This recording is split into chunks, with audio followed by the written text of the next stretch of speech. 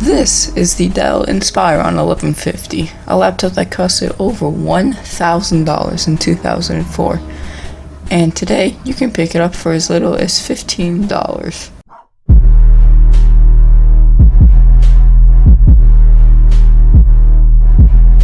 This is the Dell Inspiron 1150.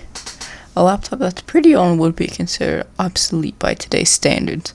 The original specs for the laptop was a 2.6 GHz Intel Celeron based on the same architecture as the Pentium 4, 256 megabytes of RAM, and a 30 GB hard drive, according to CNET.com.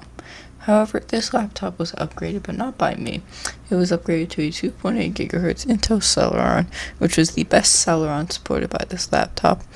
Also upgraded was the RAM from 256 megabytes of RAM to 1 GB, which is the max amount. The hard drive was also upgraded from 30 GB to 40 GB. Despite the laptop being pretty thick, it doesn't have very many ports. On the right we have 56K modem, and on the back we have the power supply connector, two USB 2.0 ports, VGA and Ethernet. On the left side we have 3.5mm microphone audio jacks and a DVD drive. The screen is perfectly normal for the time with a 15-inch 1024 by 768 screen resolution. But it's not like you're going to be able to play any games higher than that resolution. I also decided to test the speakers on the laptop to see how good they were at playing music, and I also tested the video playback performance, and the video playback performance from a downloaded video can go up to 480p 30 FPS. But yeah, here you can listen to the sounds of the music coming from the speaker.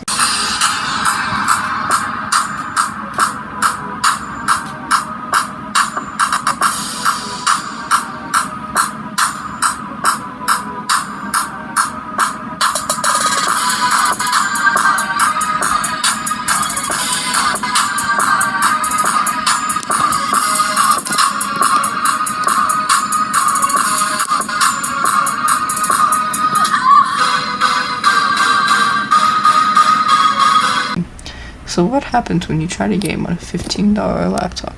Let's find out. Now there will be some graphs displayed on screen instead of like footage of me actually using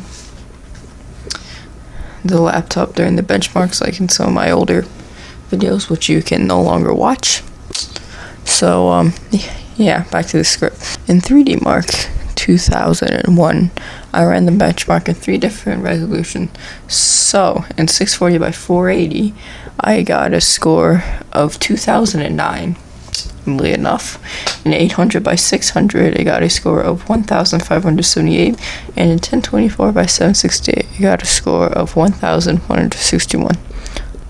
Up next, the Halo Combat Evolved. In 640 by 480, in the lowest setting, we got a max of 43 FPS, an average of 20, and a minimum of 14.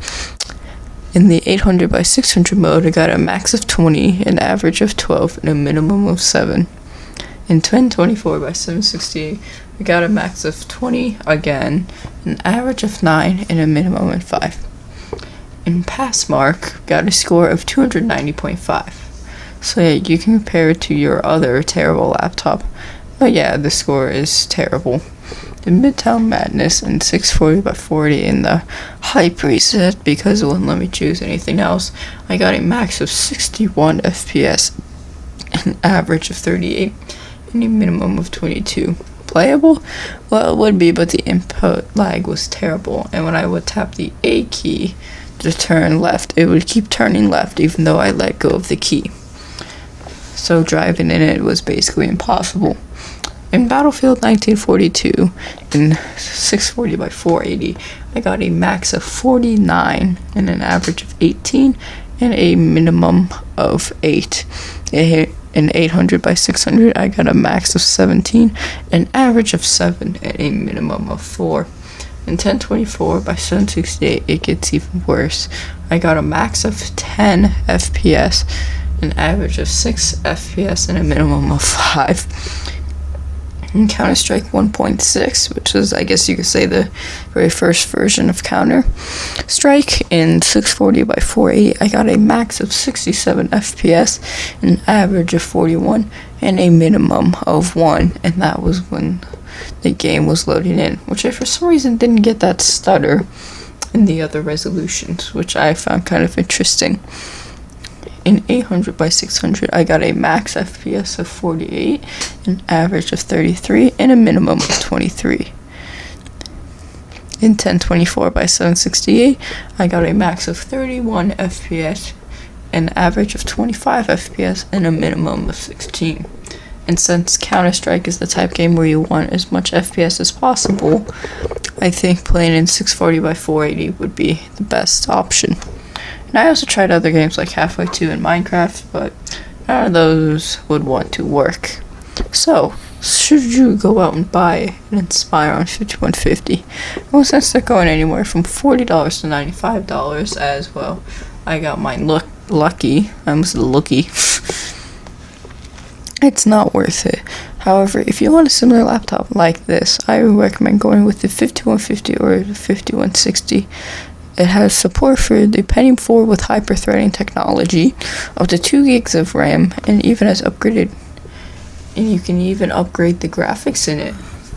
You can upgrade the NVIDIA FX 5500 for a Radeon 9600 or 9800.